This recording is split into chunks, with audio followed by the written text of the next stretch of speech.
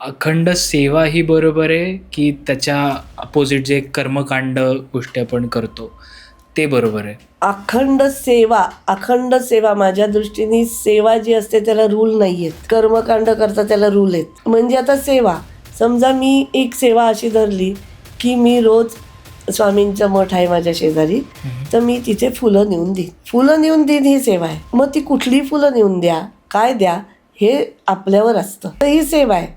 पण जर एखादी पूजा करायची, जे कर्मकांड म्हणतो आपण, त्याला लॉ आहे. हं, त्याला तुम्हाला कायद्याप्रमाणेच ह्याच्याप्रमाणेच करावं लागतं.